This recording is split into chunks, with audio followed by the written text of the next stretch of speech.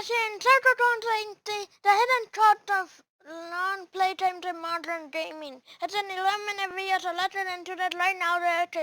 Now let's start. Right now, ask yourself, how many games do you currently have that are halfway finished that you tell yourself, yeah, I'll get back to that, knowing fully well you won't, or even worse, games that you'd love to play but have been gathering dust because you literally don't have the time to play them at all? A lot. Yeah, a lot! Hey fellas, it's your friendly neighborhood circle guy, and today I want to jump into what I believe to be a massive contributor to the problem I just mentioned and spout my gaming opinions that absolutely nobody asked for. Charles, bring me my soapbox! Does he have a slave? I don't think it is necessarily a good thing for every game to try to have hundreds of hours of gameplay. Okay, let me explain. Lately, I've seen this shift in mainstream gaming, this Hail Mary attempt at a forever game, something with endless content, something you could play infinitely. And I'm not talking about games that can technically be played as long as you want, I'm specifically talking about games with an overabundance of scripted, achievable things, quests, missions, moments, you know, that juicy content. Games like MMOs and certain RPGs aren't really new to this grind. I need you to slay 1,000 spiders for no reason whatsoever other than to increase playtime.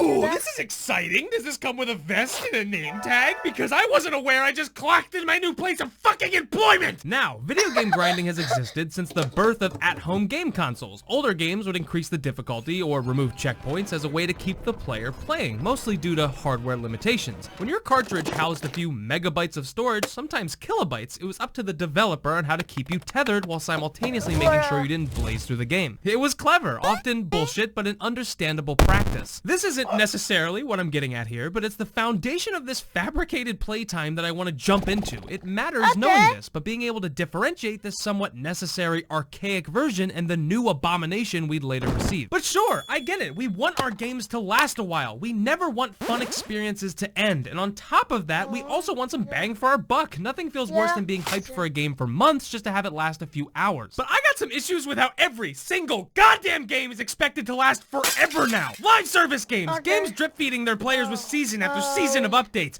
reuse content, weird time-consuming systems where they don't need to be, crafting, and literally fucking everything, it seems. Quit it with the fucking crafting! God! And this isn't even the end of it. Even before updates and additional content post-launch, every game is expected to also release with enough content to keep you busy until you're fucking dead. Some of you may think, well, isn't it good to strive for more rather than to settle for less? No. And that would be the case if it weren't for the glaring fact that this current time-sucking content hellscape is lowering the quality of games across the board consistently. Not only do so many games try to promise this unobtainable content paradise, but nearly all of them fail when they do. Content gets rushed, recycled, or even cut and resold later on at an additional cost. A finished game filled with a ton of content and post-launch content on the way being developed during a spike in crunch culture is the single worst recipe an evil witch could brew up in her comically large evil cauldron.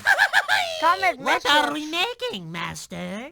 Infinite Radiant Quest! So what exactly is actually content? is it. Nowadays, games want to be a buffet of content, where not really much of it is that great, but oh wow, holy shit, there's so much here. They even got that weird-ass dumpling with old meat in it. Sometimes they'll even add to it and drip feed paid content like battle passes, and other times they'll have seasonal events meant to weaponize FOMO. I know this argument has been made about DLC and pre-order expansion passes and stuff, but I think the real issue here has been brushed under the rug, and that's the fact that more games today are attempting to steal your attention forever, and almost no game can do that through quality. Far Cry 6, Dying Light 2, Ghostwire Tokyo, Horizon Forbidden West, Watch Dogs Legion, Days Gone, Outriders, Biomutant, Gotham Knights, basically every single Assassin's Creed game ever made, and especially Death Stranding. You know what all of these games have in common? The fact that if you removed half of the content, you'd only be improving the final product. If your game supposedly has a wealth of amazing things, I want to see them. Why would you hide them behind walls of garbage filler? And of course I don't expect every game to blow my mind every 10 milliseconds like a toddler with short-term memory loss.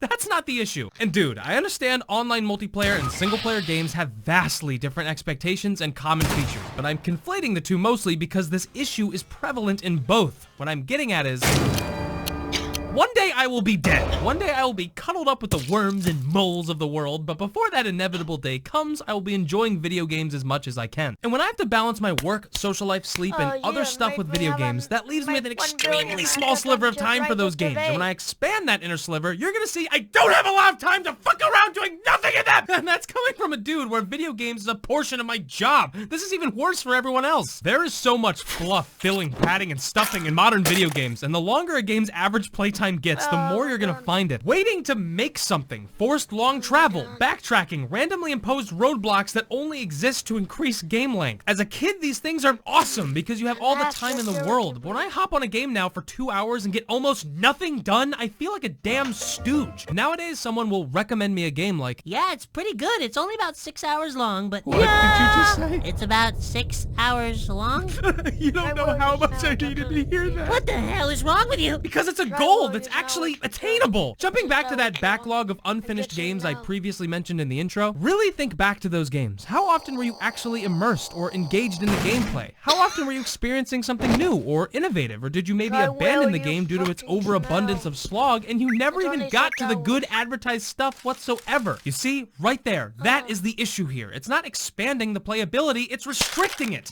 As I get older, I realize games that have 10 hours of excellent content will almost always be better than games with 30 hours of excellent content and 70 hours of fucking padding. But look, it has 100 hours of content. Isn't that outstanding? Deathloop is a great example of a game with backtracking, but simultaneously staying fresh, short, interesting, and concise with its gameplay. Hopping on for an hour and finishing 5 extremely varied fun missions before putting down the controller feels a whole lot better than starting up a mission to listen to a dude talk for 48 minutes while I slowly follow him to a destination to retrieve something stupid and walk all the way back. And listen, I'm not saying RPGs or farming games that go on for billions of hours shouldn't exist. I mean, Christ, I love RPGs. Obviously. They have their place just as much as short indie experiences do. But my problem is this massive middle blob of games that want to be anything and everything and succeed at nothing while simultaneously being just, I don't know, boring. It seems so many games don't know what they want to be anymore. Video game genres as a whole seem to be losing their identity. Ah, yes, my first-person shooter racing farming sim. This game should have RPG elements and base building. Thank God I added multiplayer. You're gonna want to pre-order for early access to the V12 eggplant shotgun. There's never enough time to do everything you want.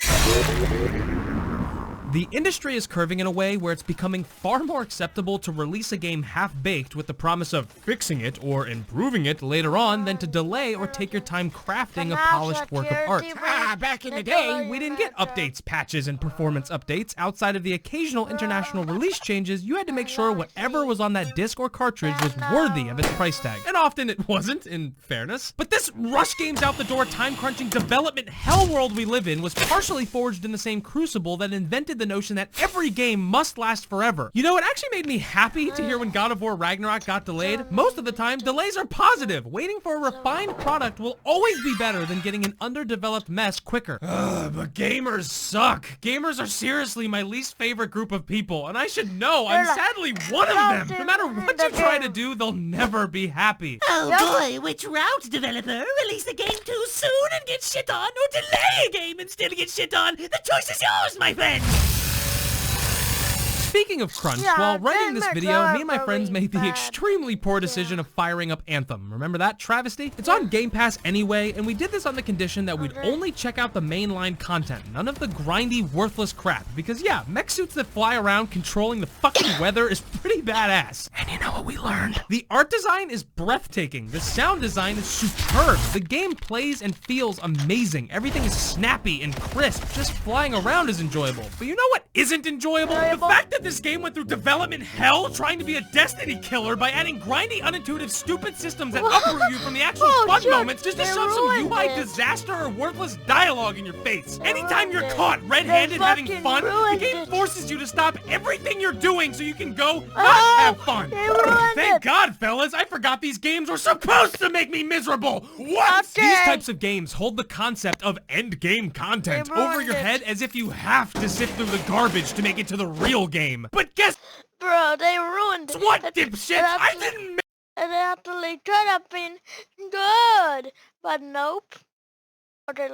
make it to the endgame content because the base game fucking sucks! Anthem could have been an extremely fun 8 to 10 hour co-op action game, but we just couldn't have that because BioWare was apparently visited by 3 ghosts that night! The ghost of a worthless open world, the ghost of repetitive missions, and the ghost of tedious, stupid crafting! What matters at the end of all of this is that we all need to unanimously push for And the way this segment hopefully ties a bow around the point I'm making, the vision of every game also needs to find its little bow. Look at him go. Oh, whoa, shit. I firmly believe aimless single-player checklist games are some of the worst games ever made. They don't respect your time, they don't strive for anything meaningful, they're a job with no pay and a boss that demands too much of you. These forever endlessly supported multiplayer games would always rather drag a carrot on a stick than actually make worthwhile gameplay features. There is a wealth of outstanding AAA and indie games that don't fall worthwhilely supportful. They're a job with no pay and a boss that demands too much of you. These forever endlessly supported multiplayer games would always rather drag a carrot on a stick than actually make worthwhile gameplay features. There is a wealth of outstanding AAA and indie games that don't fall into this massive all-consuming category that I challenge you to seek out and enjoy. Here's an extremely varied list of games that properly appreciate your time, that you can utilize as medicine whenever you feel yourself falling into these traps.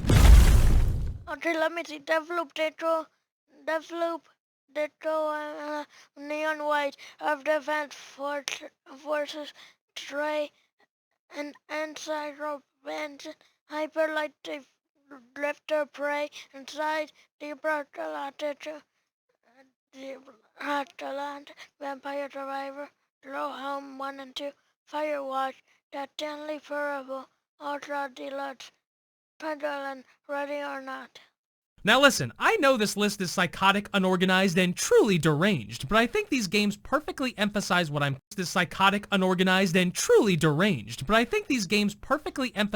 talking about. All of these games are super fun, and they're consistently fun and diversely engaging the whole time despite being extremely different from one another. And just as a wise man once said, if the game's not fun, why bother?